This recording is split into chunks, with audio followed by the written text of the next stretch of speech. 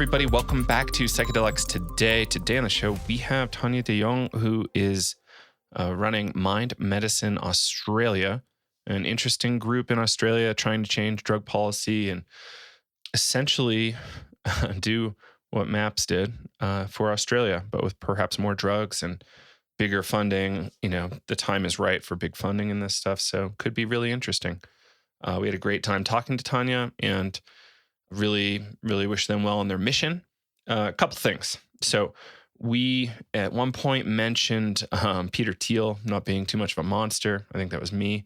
And the day after I recorded this, it came out that he had been in collaboration with some white nationalists. So I somewhat retract that. I'm a little nervous. It makes me a little uneasy that he's doing that. And you can easily look that up. Theil is how you spell his last name. And white nationalist, you can see that he was spending some time with those folks and perhaps was sympathetic. I don't really know how to take that, but you know, for what it's worth. And then there's also some discussion here about COVID and loneliness and health. So I don't want to say that COVID's not a problem. I strongly believe I had it. I never got tested, but I think I had it. It was a nightmare. I know people that have died from it. I know nurses and doctors that have been with people dying and helped them die from this stuff. And it's a really horrible situation. It's not fake, and it's a really big threat. So Tania makes some comments in here that I don't agree with, but like I understand the complexity around the virus and how horrible it is for so many different angles. Like, you know, how many, asking really tough philosophical questions like how strong of a position should the federal government take to protect people from the virus versus, you know, economic concerns, like how many people are going to lose their homes or jobs or whatever on account of, you know, economic slowdown as a result of this. And not to mention like the possible damage from isolation to individuals. Like, yes, it's great to not have the virus, but we're also going to accrue other harms by being so isolated. So, you know, it's hard math. I'm not saying I have an answer. I'm just wanting to point out that there's complexity here that, yeah, just food for thought. I hate to have to couch stuff at the beginning of an interview because this is a fun interview. And I'm excited about what Mind Medicine Australia is doing and really wish them well. So, yeah, for what it's worth, you know, take that with a grain of salt and the Peter Thiel comment too. Keep that in mind. And I guess that's it for the intro. If you want to support us, please leave us a small monthly donation at patreon.com/psychedelics today. Or if you want to do a one-time deal, you can PayPal us at psychedelicstoday, email@gmail.com. We also love it when you tell your friends about our episodes or leave us a review on Facebook or iTunes. And come check out our classes. We got some free classes up at psychedeliceducationcenter.com. 8 common psychedelic mistakes and spiritual emergence or psychosis. Both have got great reviews and are really interesting. So come check those out. And without further ado, let's jump into the show with Tania de Jong of Mind Medicine Australia. All right. Welcome back to Psychedelics Today, everybody. Today on the show, we have Tania de Jong from Mind Medicine Australia. And I heard in another podcast that you're on, you had Mind Medicine before MindMed, the Canadian company.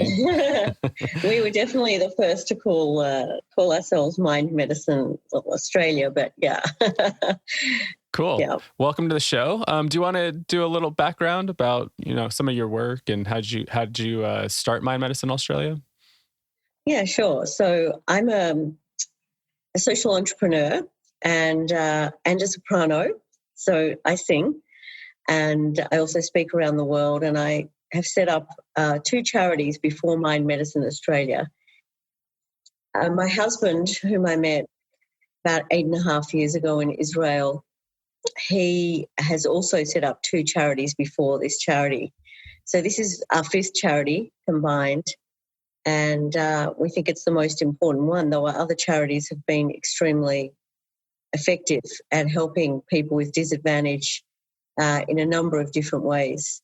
So with my background, my charities have been the Song Room, which brings music and arts to disadvantaged children and schools around Australia. It's reached about 1 million children. Wow. And then my second charity, which is Creativity Australia and the With One Voice program, which is a social inclusion choir program. People might be interested in seeing my TED talk, How Singing Together Changes the Brain.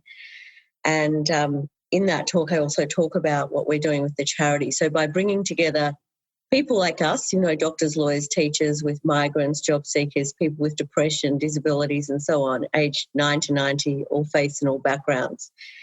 We share the incredible neuroscientific benefits of singing, which are profound, super, super profound singing benefits, like psychedelic benefits. And then we also share supper and we share a wish list, and people ask for what they need at the choirs. It could be help with accommodation, friendships, jobs, finding a partner. I call it the weekly miracle because people's wishes get granted by other members, and we've had well over 4,000 wishes granted in the last few years, including people helping people get hundreds of jobs, mentors, work experience. We've even had marriages. It's great. As well as that, I guess I did a Bachelor of Law with honours at university, and I went to opera school, and so I've performed with my group, Potpourri, in over 40 countries around the world. And with Potpourri, I released 7 albums, and I've also released 5 solo albums. And I do a lot of public speaking as well, and work with teams and organisations to help them become more creative and innovative, and help organisations and individuals to manage rapid disruption and change, because there's so many challenges right now in terms of how fast the world is moving in lots of different ways, and there's multiple challenges facing us all. So that's a sort of a little snapshot.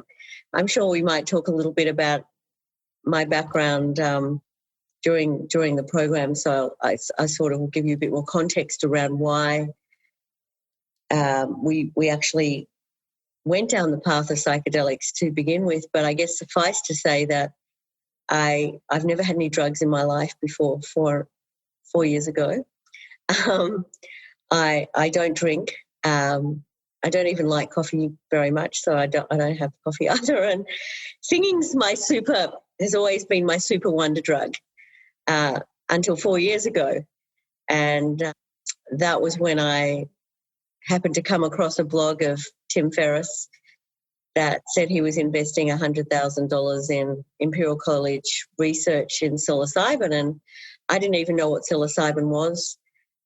So I clicked on the link, and there was an article by Michael Pollan called The Trip Treatment, and it was a fascinating article about a man who was, I think, going under sort of end-of-life stress and anxiety, I think in the New York University trial. And I was so captivated by this article, and it really resonated with me. And I think part of it was that he was Jewish and had experienced, I think, a lot of intergenerational trauma, if I recall, but I can't quite remember now. But I think it was that, and that resonated with me because I'm the daughter and granddaughter of Holocaust survivors. And so, and my husband, his father committed suicide when he was 13. So I said to Peter, have a look at this article. I really think we should do this treatment. And we started to look for opportunities to get into some of the trials overseas, and we couldn't get into them because they're not really for healthy patients. And so we ended up finding a guide in the Netherlands who took us through this massive experience. And it was so profound and so healing and so beautiful, but also challenging, but so beautiful in the end that we started to really look at all the videos, all the articles, just everything in the space. And we started to connect with some of the researchers around the world. And then about a year later, we did a second session, again with the same guide, and it was an even higher dose and blew us more out into the cosmos. And then we started to meet even more of people in the whole community globally, and we started to go to some events and stuff. And then it became really obvious that Australia didn't really have an ecosystem to bring these medicines to the wider community. And that if we were going to make sure that, and Peter and I both had this absolute conviction that these medicines had to be available to people who were suffering mental illness in Australia. And through our other charities, we knew the extent of that mental illness really well. We came across it every single day in our other charities. And we always received a lot of approaches from people who were suffering to help them. And so we thought, wow, well, the best thing we could do to help, the millions of people in Australia who are suffering, let alone the rest of the world, is to set up a charity that would make sure that these medicines became accessible, affordable, available to people no matter where they were, what their background was. If they were screened and the screen to be appropriate, that they would have access to these medicines in medically controlled environments. They wouldn't get to take the medicines home, but they'd get to actually, heal. And that would be the greatest gift we could possibly give as philanthropists. So, and social entrepreneurs, because we're both social entrepreneurs. So, yeah, that was sort of how Mind Medicine Australia emerged. I guess, there was one particular conversation I remember having with Rick Doblin that I think in a way triggered that as well. And, it's been an incredible journey. It's been a very, very difficult journey because though Peter and I have started and successfully built a lot of charities, this one's complicated and we're spending so much time. Each of us probably give about 60 to 70 hours a week to this particular charity, and we have multiple other projects, but this one is there's a lot of work to be done. Put it that way. You know that, right? So. Yeah, it's like building the foundation, and it sounds like, there's not much really going on in Australia, so I'm sure you have double the work to really kind of catch up on. I'd be happy to talk about our strategic objectives at some point during the conversation as well, because then you can sort of see how we're building the ecosystem and share that with your listeners. So the thing I've heard is because of that lack of ecosystem, you're trying to fill that niche. And the best analogy someone made for me, and it could be wrong, so feel free to correct me, is kind of creating an Australia just for maps just for Australia. So a sort of organization that can work through all the regulatory stuff, all the trials that might need to happen, provide training for clinicians, that kind of stuff. So where am I right? Where am I wrong? Maybe. No, I think that's actually all fairly accurate. I mean, in Australia, we don't want to replicate trials that have, been successful and done overseas. But there is definitely plenty of space in the sector for novel research.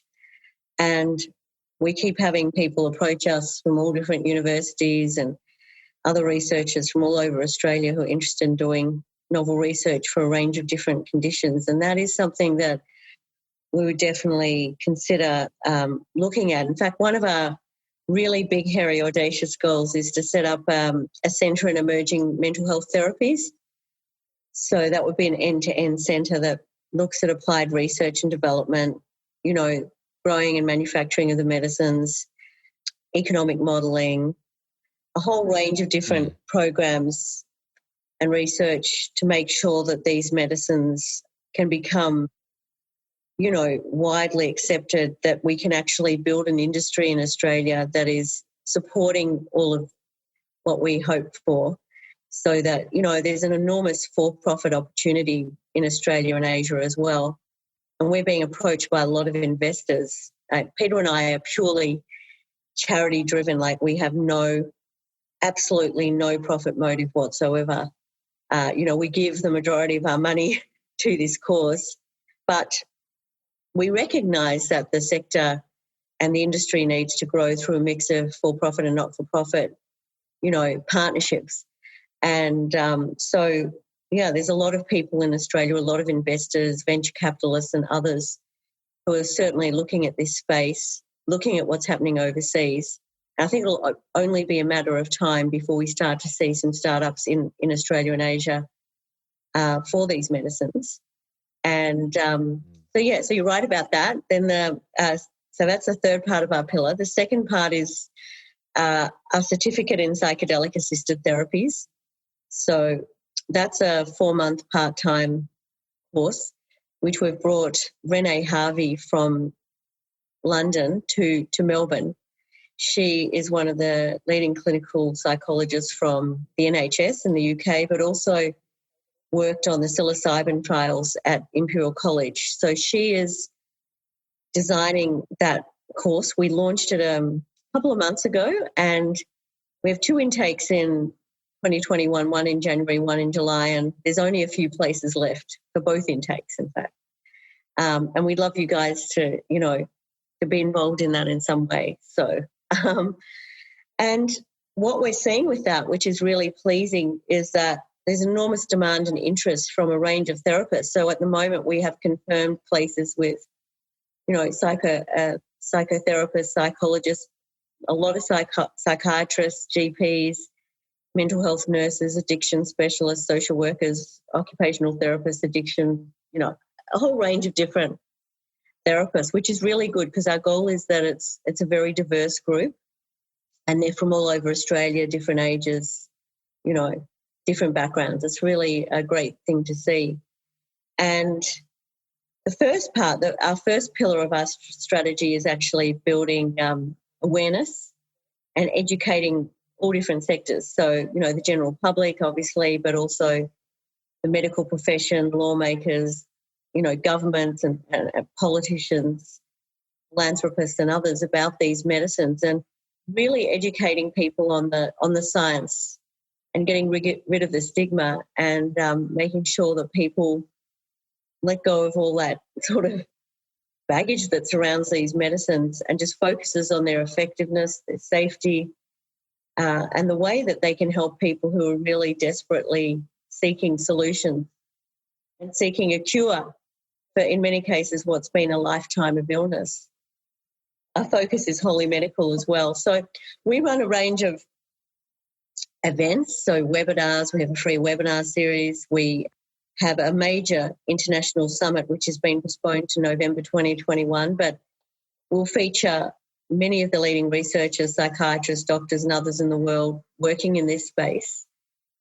And then we also have set up chapters in metropolitan and rural and regional areas all around Australia and New Zealand. And we're still expanding that network, but basically a network of chapters to further amplify the messages, speak to their local media and politicians, help fundraise. Because, while we're philanthropists, we obviously can't do this on our own. We need other philanthropists, large and small, to help with this big, hairy mission, big, audacious mission. And then the fourth part of our strategic objectives is legal and ethical frameworks. So, we've recently had and helped a number of psychiatrists to gain approvals through our regulator, the TGA, for Special Access Scheme B, which is a compassionate access scheme, similar to the US, Switzerland and Israel schemes, where psychiatrists and physicians can apply for patients who are treatment resistant and in danger for treatments with MDMA and psilocybin. So a number of those have been recently granted, which is awesome. Quite historical for Australia. But though they've been granted federally, we have some state legal impediments in some states of Australia that prevent the medicines being brought into those states because there's some sort of old recreational use laws, which are fine and, but they're based on rec use and there's no laws in place for therapeutic use. So we're working on that. Some states it's fine, some states it's not. The other thing that we've also just done, which is quite historical, is we've put in rescheduling applications for psilocybin and MDMA to our local regulator, and that at the moment's in a public consultation phase, which ends on September the 28th. So if people are, I don't know when this will be published, but if people are hearing this and want to put in submissions, either as practitioners or as patients with lived experience or people who are just concerned about the state of mental, health in Australia, then we welcome their submissions. the other thing that we're doing too is, we're looking at the whole ethical frameworks around this. And one of the people on our board is the head of the Ethics Centre, Dr. Simon Longstaff, and he says it's unethical for these medicines not to be available to Australians who are suffering in medically controlled environments. And that's another argument that we're also looking at making. And then obviously looking at rollouts of clinics and, again, not us in particular, but we might back some other entrepreneurs and medical practitioners to do that sort of thing as well. So, yeah, there's a lot going on here. A lot of moving parts. Well, that's awesome. Yeah. We just saw that submission for rescheduling the other day. So that was really exciting to hear. And it's really exciting to also hear about the compassionate use. So you said that passed in some regions, like psychiatrists are allowed to do that right now, or is it still kind of going through a process? No, they are allowed to. It's just that they are allowed to, but they've got to be in a state where we can bring in the medicines. And so we're sort of working on a whole range of legal impediments with, some of the lawyers who help us pro bono and other people who are helping us to reach the right government ministers to look at this and look at how desperate this situation is. I mean, a lot of these patients are actually suicidal, as you'd appreciate. And this is their last hope for many, many patients, and that many of them, have been suffering their entire lives. And I get these heartbreaking letters, emails, calls from people who go, I've had mental illness my whole life. I'm now 65. I just want a few years where I know what it's like to have a mind that's, that's functioning better. And I think, wow, can't we give them that? So there's a lot of bureaucracy around, and we need to try and cut through that. Oh yeah, it's a British legacy, I think. It's tough. That is. In Canada, they just had a really big win the other day where this particular nonprofit's petitioning the government for individuals to get access to psilocybin, I believe, for end of life, which is really nice. It's tough that they had to start with that, but I think that is the lowest hanging fruit. And then they can fill out the rest of the portfolio from there, hopefully, especially when they get really high publicity success stories, I guess. And it's cool to see what you're doing. So getting the drugs into the regions is really complicated, right? So you've probably got issues if you're going over like borders, the different provinces, and like there's research labs producing pharmaceutical grade drugs for sure. But like importing them from Canada or the US or Europe or Israel is kind of complicated, right? That's kind of some of the bigger hurdles there? Actually, we've got through a lot of the hurdles around bringing the medicines into Australia. So that's been a huge amount of work. Mm-hmm. And we've got, the sources of the medicines, both MDMA and psilocybin. So that's been done, I think, out of Canada. Obviously, the goal is that eventually we'll be able to grow and manufacture these medicines in Australia. But we've got through those hurdles, and I think bringing the medicines into Australia itself is okay. It's more that in certain states we actually can't bring them in. It wouldn't matter where they came from.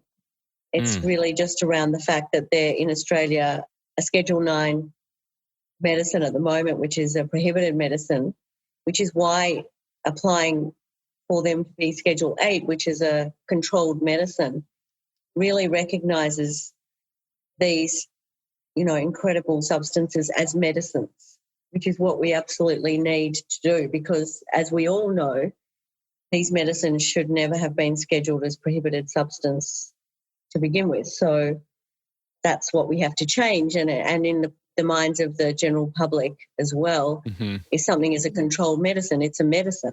Yeah. It's not a prohibited substance or a drug per se. It's actually something that in medically controlled environments is very effective and very safe. Yeah, it's changing that perception. And it's just really interesting to hear like part of your story about being like reading Michael Pollan, just thinking the influence that he's really had over a lot of people, and just even thinking, Absolutely. When his book came out, how many people, like every email was starting off with, I read Michael Pollan's book. And it's like, Yeah. people like really kind of coming out of the woodwork and becoming really interested and curious all of a sudden, like, wow, this is a thing. So it's really interesting to see some of these folks like, put their stories out there to really change public perception, which is, it's exciting.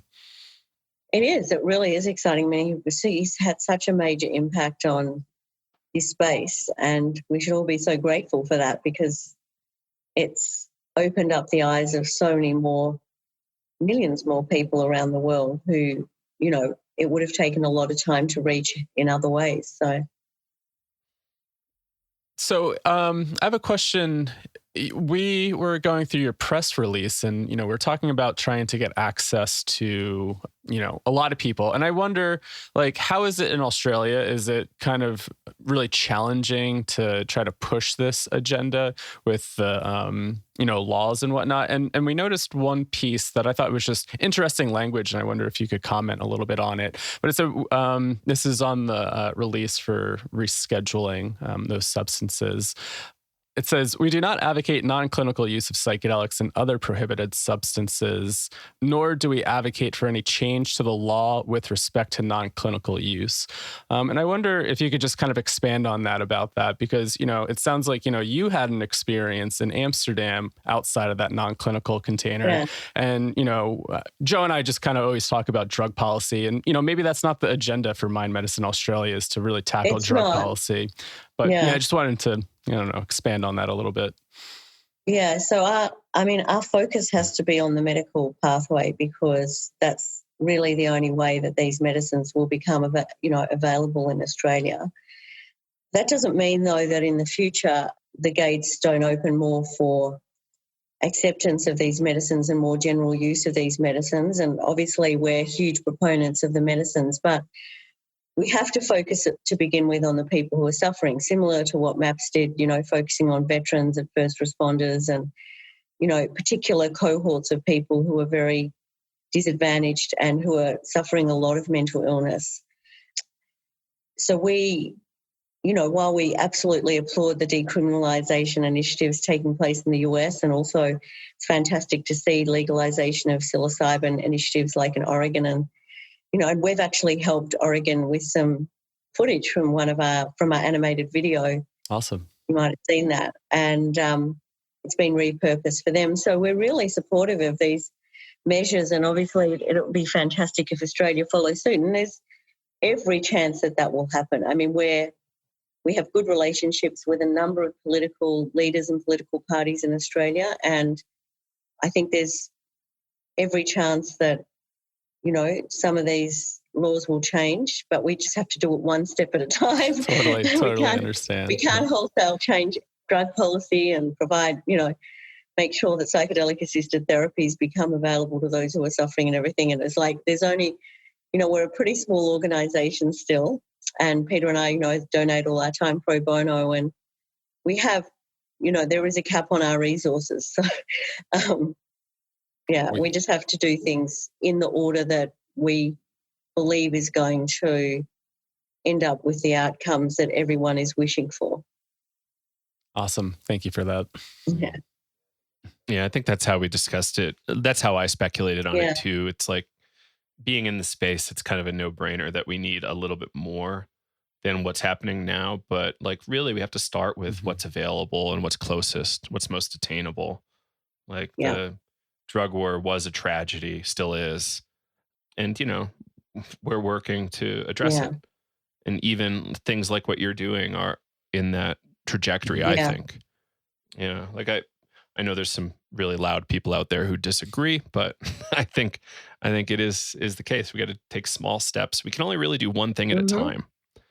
And can't do everything at once. It's, as much as we want to, can't. From little things, big things grow. Absolutely. Like how many people are with MindMed now? Like part-time or pro bono or full-time? Yeah, so we have, I think we have about eight people on our team. And so they're in a mix of, full-time, part-time paid roles. But then we also have an enormous cohort of different types of volunteers. We have a number of students on placements, so a mix of social work, psychology, and other types of students who, spend between usually 3 and 6 months with the organisation. We also have an enormous amount of volunteers who help us with a range of different tasks depending on their skills. Also, we have, in our chapters, a few hundred people and growing. So each of our chapters is growing, and each of our chapters has quite diverse people in it. It might range from, therapists and researchers through to philanthropists or event managers or just people who want to make a difference and help this movement to progress forwards. We also have an enormous advisory panel, which is growing all the time too, of psychiatrists, psychologists, GPs, lawmakers, religious leaders, pharmacologists, anthropologists. It's just like an enormous range of people. And we have our board, who are wonderful, and our 4 ambassadors, who are Roland Griffiths, David Nutt, Rick Doblin, and Ben Sessa. So we have a lot of the leading researchers from around the world who are supporting us and the mission that we've set out. And we're really, it's actually, when I think about it, it's actually a really large community, just direct community, let alone we've also built an enormous database since we started. We actually only launched Mind Medicine Australia in February 2019. Oh, wow. It feels like a lifetime ago, actually. Like, I feel like I've been doing this my whole life now. And so, we're really finding an enormous amount of interest. We also have a lot of media in Australia who are very interested in what we're doing as well. So they're quite supportive, and Yeah, what has the reception been like with the media? Like, did you, I guess perhaps everything happening around the world before your organization stepped up maybe primed media, but have you had decent relations, or have they just been really excited to talk to you? Yeah, I mean, it hasn't been difficult. We've gone on some of the programs with some of the really most sort of, confronting shock jock sort of media, and we expected those to be much more difficult and challenging, but in fact they were very curious and open. And I think that everyone recognises just what a crisis we're in. Yep. Well before COVID, we had a major mental health epidemic in Australia. Our statistics are really bad. Like, we were second bottom, only ahead of Iceland in terms of, OECD nations in terms of our statistics. So what that meant before COVID was that, 1 in 5 Australians have a mental illness. 1 in 2 is expected to have a mental illness in their lifetimes. 1 in 8 Australians were on antidepressants. 1 in 4 older Australians. Kids as young as 5 being prescribed with antidepressants. Wow. Increasing self-harm and suicides. And with the COVID crisis, and we also had a really major bushfire crisis, as you would be aware before that, we've seen these numbers skyrocketing. People predict that the numbers could increase by as much as 30 to 50%. So that will make those statistics look even worse and be even worse, because, of course, some people don't report or don't see doctors, so they're not actually reported cases of mental illness.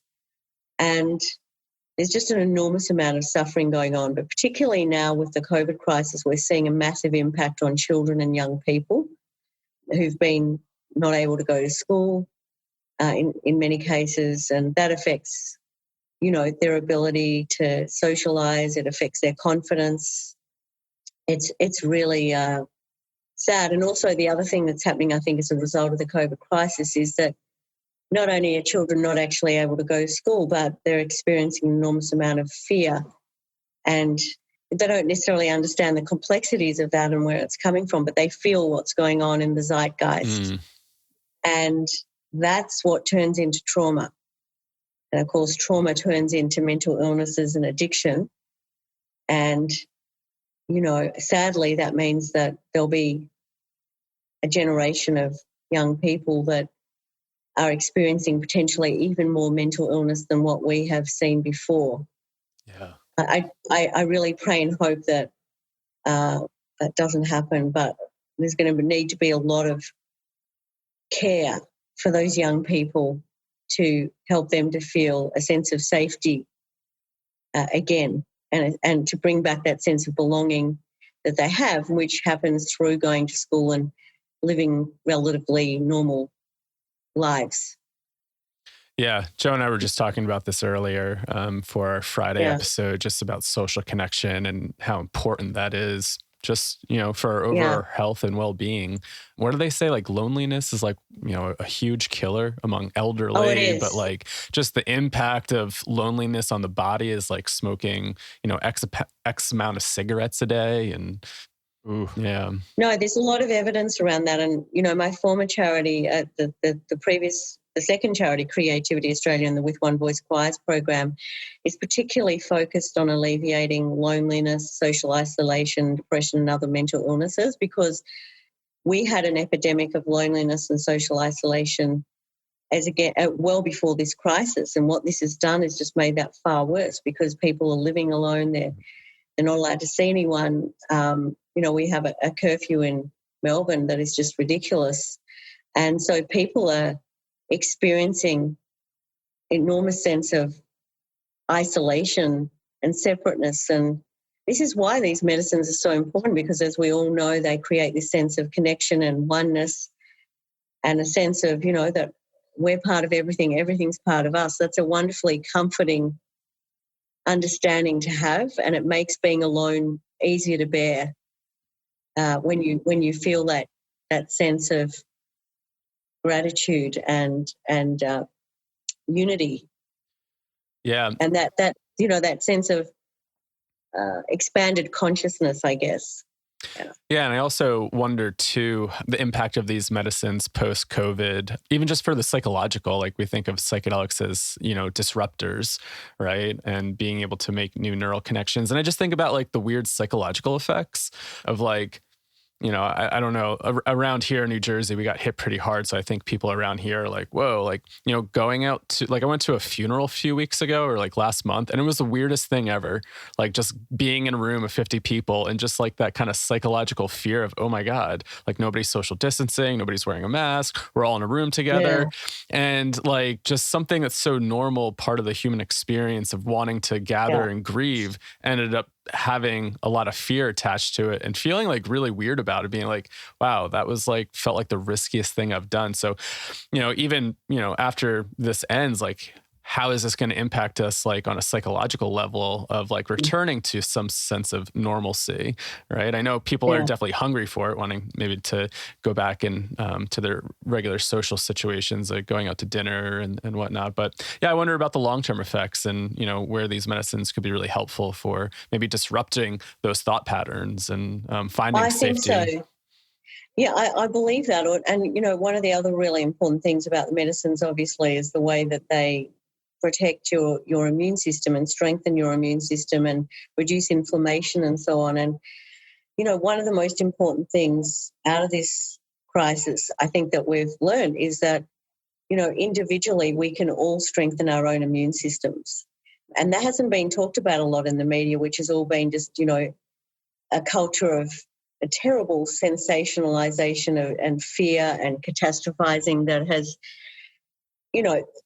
that's worse than the actual illness itself, really. I mean, and we need to understand, and we all need to be aware that the illness really affects older people who are vulnerable with comorbidities by and large, and that most people, under the age of 60 with a strong immune system, are barely going to feel a case of COVID. So we need to be realistic about what the impact of this virus is, really and honestly, and not over sensationalize this so that people feel like they're going to drop dead if they get this virus, which unfortunately is what a lot of people believe, which is not true. And if we listen to leading doctors around the world, and there's many people from Oxford and some of the leading universities who are now, well, have been for a few months, again, reiterating this point that this virus is it's a dangerous and contagious virus to certain demographics. But, we as a community need to go back to our values of connecting and sharing and supporting other human beings and creating a more caring environment. And the worst thing that we could do is feel that other people are somehow our enemy, that they might give us this dreaded curse plague, and that other people are going to somehow kill us. That would be a terrible outcome. And so I think it's very, very important that we make sure that these medicines help to build an understanding between people of reconnecting, and feeling love and light and really shining. And one of the things I've actually found with the medicines in this period of time has been that they've given me an insight into cleaning out some of this shadow that is sitting here, collectively for humanity. And we need to shine a light in the dark places and bring the darkness into the light and transmute it so that we can all start to experience more of our humanity and more of a sense of ourselves as part of everything that is here. I think what happens is when people get this sense of fear, they lock themselves in their rooms and their houses. And I talk a lot about how we're all caught up in our boxes and screens. We talk more to our boxes and screens than we do to one another. Mm-hmm. And it does become fundamentally important to nurture the attributes that make us human. Totally. Love, compassion, creativity, courage, empathy, all of these values that set us apart from machines. So, yeah, we can't afford to stay in our little houses, behind our walls for too much longer. Yeah. If we want to have a healthy civilization going forward. Right. Like it's the tone in America is a lot scarier than I think in a lot of other places. Oh, no, Australia's pretty bad as well. Like the fear-mongering that's going on is just ridiculous. I think more talking like the compounding of the virus with the upcoming election and the toxicity of the culture at large. Yeah. It's really a scary scene. Oh, no, it is. I think you're right about this fear thing. No, well, like how do we... No, go ahead. Sorry, Joe. No, go ahead. Yeah, how do we step out of this fear that is really separating us? Because really it should be more about unity than separation. And I see this often in the psychedelic world as well. Absolutely. Look, I mean, I don't think we've ever been more divided, disconnected, depressed. But the division is particularly frightening. And yes, I see what's happening in the US and I think it's extremely frightening, but actually really we're seeing that polarization also in countries like Australia. So we don't have a federal election, but we have various state elections, and we have, some premiers in Australia who just want to keep their borders shut and keep out the others, so to speak, as in othering, that's going on. And that comes at enormous expense to families and lives and livelihoods and mental and physical health. And what we're actually seeing in that environment is that we have premiers who are not allowing people who live in border towns to come and have urgent medical treatments in their state, which is just appalling. I mean, there's been children who've died. That's extreme. Yeah, there's people who are not getting to see their dying parents, and yet they then operate on double standards, allowing wealthy people to either come in their state on yachts or allowing, the footballers to come into a state, and instead of going into a normal quarantine hotel where everyone else has to go, they then get put up in a luxury hotel. You see footage of them in swimming pools, on sun lounges, and it's just this terrible contradiction that's going on. And this creates an even greater sense of division because there's just no consistency. There seems to be no national strategy for emerging from this pandemic. I mean, to the extent where myself and a number of colleagues have started to write a national strategy for how Australia could emerge. And, it's not that we think we have all the answers, we don't, but it's just this is in my opinion, actually, there needs to be citizen-led recovery out of this. It's clear that the leaders have been out of their depths globally and that they haven't consulted with enough broad experts across a range of fields, so economists, business leaders, small to large business, educationalists, psychologists and other mental health practitioners. And more, the only indicator here has been about COVID deaths and COVID cases. That's what gets reported on. But in actual fact, the cure is proving to be far worse than the illness itself. And what we're seeing is that there'll be far more deaths of despair and deaths from mental illnesses and domestic violence and the trauma that, our younger generations are going to face potentially for their whole lives that will lead to addiction and other mental illnesses. Yeah. And no one's counting those costs yet. But when they do, those figures are going to blow any COVID, deaths and lasting illness out of the water. And, what we have to do absolutely is we have to protect the vulnerable.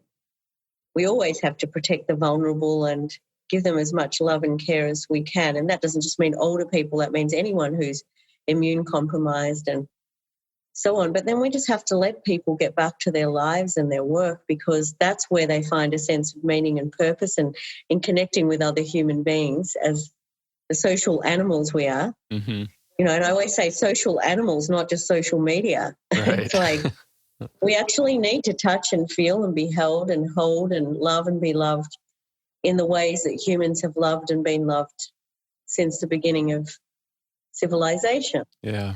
And I think that these medicines can be enormous healing agents in this time, and we've been calling for that for a number of months, really, since the start of this crisis. This crisis could be exactly, the catalyst that this movement needs to really accelerate the uptake and the legalization of these medicines by different I think so. I mean, mechanisms. The way that we're kind of seeing mental health kind of shift to a lot of before not wanting to do any telehealth. And now, I talk to clinicians and they love it. And sometimes they don't even want to go back to the office, right? They're like, oh, this is really beneficial. And just, seeing here in the States with some people being kind of innovative with online ketamine sessions and really kind of being innovative here. And, there is this crisis, this mental health crisis that's emerging. And, could this help speed innovation up? I would hope so. And I guess on that note, do you see a timeline for how things are unfolding for mind medicine? What are you looking at in Australia? Well, just further to your point as well, I mean, it's, really important that people do focus on innovation and treatments for mental health, because whilst it's important to increase patient access gateways and there's been this explosion of telehealth right now, people actually do need face-to-face interaction, and they also do need treatments that are going to be effective for them. So that the sad thing in, Australia, and I'm sure in the US, is that, antidepressants get handed out like lollies. It's just, a quick 10-minute visit to a doctor and someone gets a script for an antidepressant, and that could be a lifetime of antidepressants for that patient, which they don't necessarily get told the full impacts of those antidepressants, the full range of side effects, how difficult they are to withdraw from and so on. And they also don't often get told that in most cases, these antidepressants are palliative treatments. They're managing symptoms but generally numbing out the patient, whereas, these psychedelic-assisted therapies are curative. And some of the researchers we're working with describe them as antibiotics for the mind, which I think is a wonderful description. And, I suppose in Australia, in terms of timeline, well, now we've got some SASB special access approvals so that, the medicines are available on a case-by-case in Australia, as I mentioned. The rescheduling, there should be an interim decision, I think, later in the year or early next year. I can't quite remember, but then the final decision, I think around May, June next year. And that would actually be the first country in the world to reschedule these medicines, which would be super exciting. We also are looking, whether we can set up a healthy patients trial for our therapist training program so that they could try the MDMA with a therapist, obviously, and with therapists in the normal protocols, but to actually experience the medicines themselves. So at the moment, the modality that we're using to help patients experience an altered, clinicians experience an altered state is holotropic breath work, which you guys are, using all the time and working on and working with and big exponents of, and that's very effective also. But if we can give, the clinicians a taste of, what MDMA-assisted therapy is like, that would be fantastic. And we're looking at whether that's feasible at the moment. Obviously there will be other trials that emerge in Australia as well, as I said, hopefully in the novel areas. And we're looking at supporting some of those trials. And I think all indications is that when MDMA becomes prescribable in the US, which we hear is potentially by the end of next year, that Australia will follow suit on that. And psilocybin, again, will follow suit when psilocybin comes through. So it's not that far away. None of this is far away. I mean, as I say, there's opportunities now, but just for a certain case by case. But really, this is time flies, 10 years ago when I guess started to go to school to study transpersonal psychology, I was like, this is never going to happen, or, it's going to take a long time. Now it feels like it could be right around the corner. Things really amplified within the past 5 to 10 years. It's just really took off. No, it's really exciting. And I think also what's really exciting is to see the amount of philanthropy and venture capital that's coming into the space.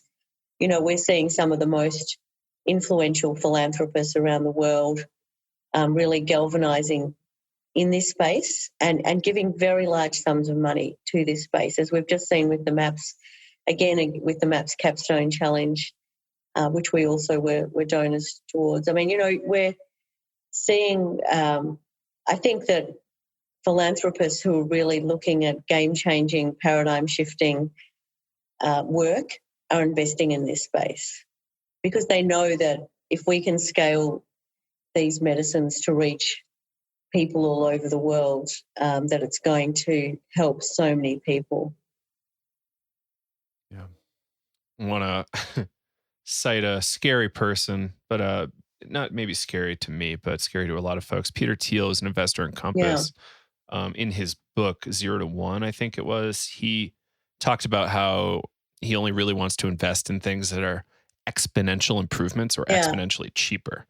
And psychedelics are that thing in our opinions, right? It's like for most people, maybe not for everybody, it's an exponential better application or like a treatment option than what's available currently. And that is really attractive to investors, I think. So I don't believe it's going to stop. It's kind of overwhelming to see how many groups are coming in. It is. No, it really is. I mean, I don't think there's a week that goes past, as you know, that we don't see another startup in the space somewhere around the world.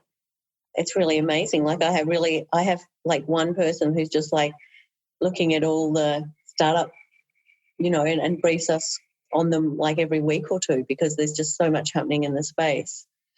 And I think that, people like Peter Thiel and many others see, as we have, this potential to scale something that has the potential to help literally globally, like hundreds of millions of people. And this is personal for every one of us. Usually it is, like if it's not us, then it's someone in our families or someone who's close to us who is experiencing a mental illness. And even if we don't know it, pretty much every single one of us is carrying collective trauma. Mm-hmm. And now, of course, we have this massive trauma that's been exacerbated by the way that the media has sensationalized this pandemic. But we're all experiencing some type of a collective shock from this, and all the things that we took for granted in our lives, our freedoms and the way that we gathered and connected with other people has been challenged, and we need to get through that shock collectively as well. So that's why I think these medicines are so timely to be made more available now, certainly in medically controlled environments. Yeah, and just even kind of thinking about like preventative care in a sense, right? Like thinking long term, you're talking about like intergenerational trauma. And, it just kind of got me thinking about like a residential home that I was part of. And it was like, we were trying to provide a level of care that was much cheaper than going to the hospital. And, the state loved that. They're like, oh, wait, we could provide another treatment option that could, essentially be a better outcome, and we don't have to spend thousands of dollars on the hospital. And, I think the same thing with psychedelics. It's like, how can we kind of do preventative care here, deal with the things instead of just kind of like Band-Aids, and then having to deal with it later as it compounds over your lifetime.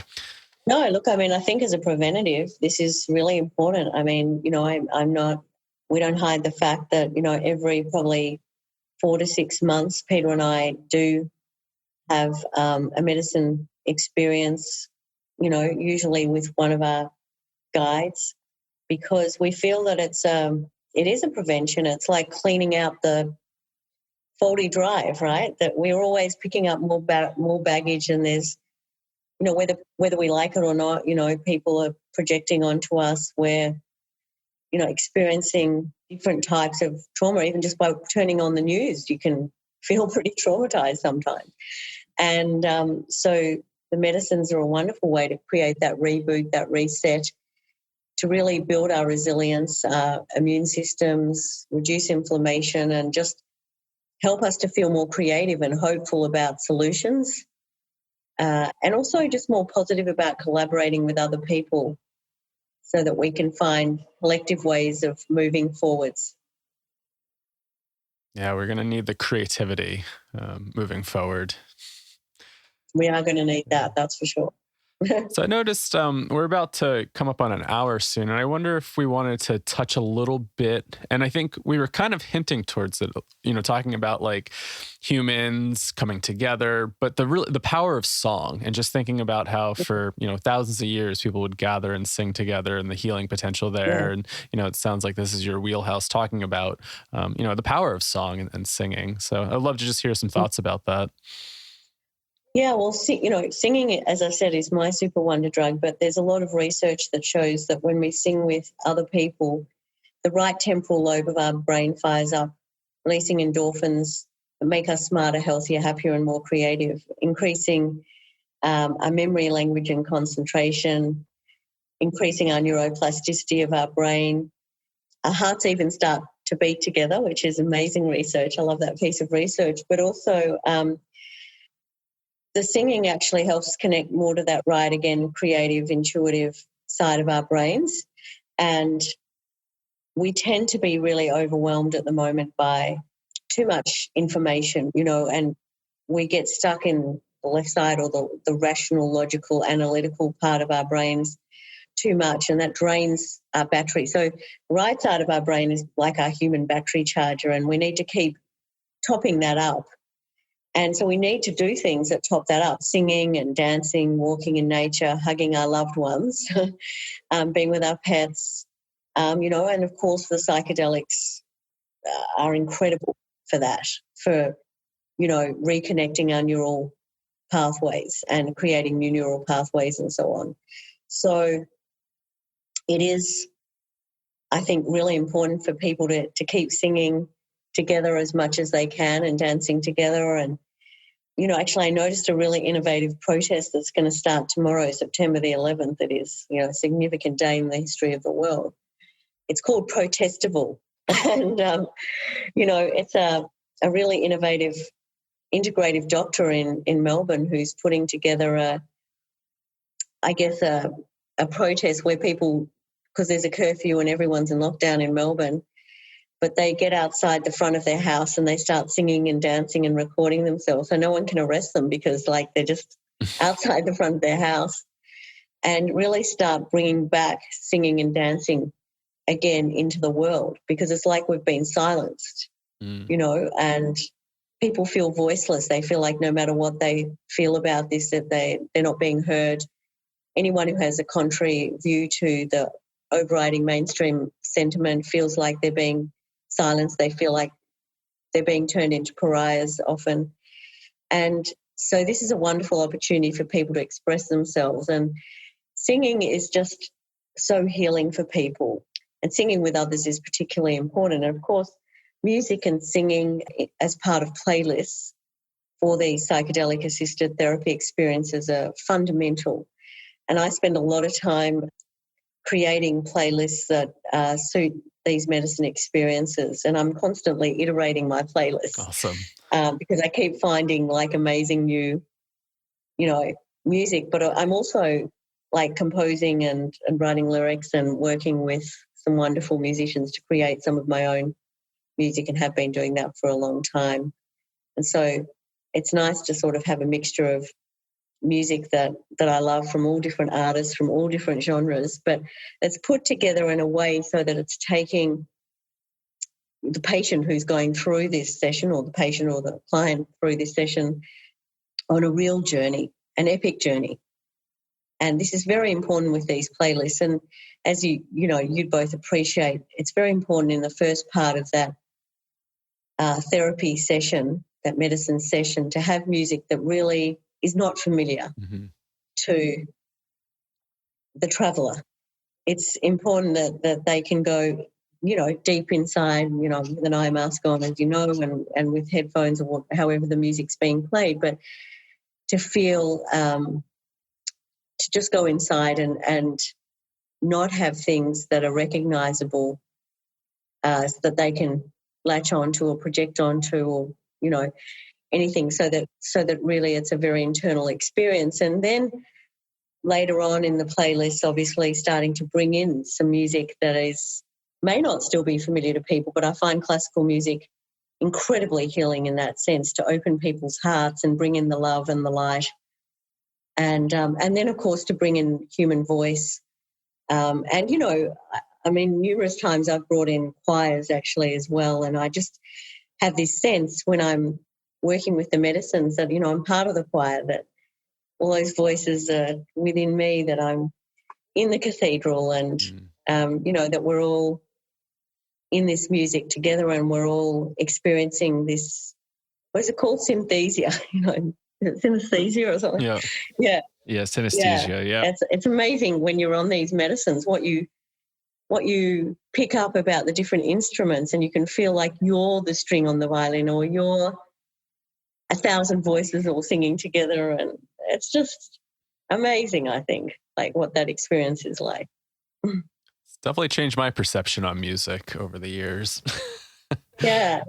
And, with certain pieces, if I bring in certain pieces, they help people to fly. Then other pieces help them to just feel how important it is to connect with their loved ones. There's so many different ways that you can build these playlists, and that is, I think, very important for true healing to occur. Yeah, is there a way that you think about constructing a playlist? Like from us building breathwork playlists, there's usually like these 4 phases. And I usually think, we cut out the first phase in psychedelic sessions, because in breathwork, it's more activating. You want the person to breathe and get into a rhythm, and you don't really need that with the psychedelic sessions. But No, well, the way I sort of see that, I think, is I think starting off with something that's quite meditative, and then, I quite like things like Brian Eno's 1 Hour at Thursday afternoon. There's a wonderful track that the first time that we were taken through these medicines, that the guide played for us, and it was like this real sense of ascending, and just ascending and ascending. Like it was really incredible, because neither my husband or I had ever been high before, so that particular piece of music was incredible. But I think also I use quite a lot of, I have some amazing crystal bowl meditation tracks that one of my healers gave me, that are, a lot of the music that I use is not readily available, and those pieces are also really helping you to internalize and transcend. And then I bring in sometimes some sort of more angelic sounds and healing that just help to bring in that sort of higher frequency And then I usually will bring in the classical music or classical crossover, but again, no vocals at this point. Oh, except occasionally maybe a choir. Feels like a chorus of angels. And then I start to bring in some of the vocals and from different vocals artists. It's not just my own music. That you like a distinguishable language that, like, you know, English, and because in breath work we try not to use any language that you would understand usually. No, I find English can be useful, absolutely, you know, later in but also kirtan can be wonderful as well, and some of the Krishna Das and other. I love that other lady I love, a long time son, can't think of her name right now, but one of the wonderful kirtan chanters. I have some of her music as well, and it's a whole range of different things. And then I have some upbeat stuff at the end, because I know that quite often I feel like, you know, moving and dancing and, you know, Viva La Vida and, you know, all sorts of stuff just to start. Get the energy moving again. Raising the energy more and, coming back into, you know, into yourself. Yeah. Into your body. Yeah, that makes a lot of sense. Like, how do we get a little more grounded, a little more comfortable with our physical situation and all that? Movement, definitely. I could see that being really nice. I've got like a couple of 7 to 8 hour playlists that do this, and Great. So it looks like we're a bit over an hour, but I really, really loved this. I'm really excited about your work in Australia. Maybe is there any place people can go to learn more beyond your website at MindMed Australia? Or well, our website our website's quite excellent. There's a wonderful learn section on our website, and we have some really important downloadable resources that people can get access to. And we also have a YouTube channel where people can see. We have a wonderful free webinar series that's been going most of the year, and people can go and see replays of those webcasts. We also have, you know, a blog platform, and we're starting to expand that a bit more, and a blog platform on Medium as well. I'm trying to think what else. We also have a very interesting media section, so people can see latest news that's going on globally in the space. All sorts of stuff. It's a good website. Excellent. Sweet. And we have a wonderful animated video, which we'd love you might want to show it actually as part of this interview and input it somewhere along with a couple of songs. I think people find that really good. Cool. And it plays a bit like a song. I mean, singing and psychedelics both have this ability to help you transcend. So and I was even going to say, like, I don't know how well versed you are in, like, you know, the ayahuasca culture, but, you know, just even going to a ceremony and hearing the healers sing, right? They say sometimes you don't even need the medicine. The medicine is in the song.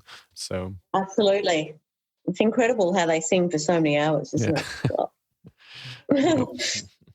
But look, it's amazing what you guys are doing. I really applaud it. So how about if I send you my albums? I think you'll have some fun with them anyhow. I'd love to hear them. Yeah, outstanding. Well, Tania, I really appreciate you being on here, and I hope we can do it again, and really hope to get down to Australia, or perhaps if you're in North America, we'll bump into you there. We'd love to work that out with you guys. And I think we've talked with you guys about, you're one of our partners for the summit. I think you're one of our official. You're getting double 2 years of of exposure with that too. We have a lot of people visiting that site, so I hope it's helping your traffic as well. But what I think would be good is we'll just keep sending you and sharing stuff about the certificate and also the summit, and we'd love you to just keep sharing that on your platforms and having links to the summit, the new summit dates, all of that.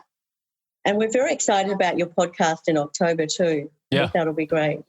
Yeah, so people definitely should check that out too. How do people find that? Just going to My Medicine and going to events? We'll send you the link for that. Cool. We've got links and tiles, mate, so I'll make sure you get that.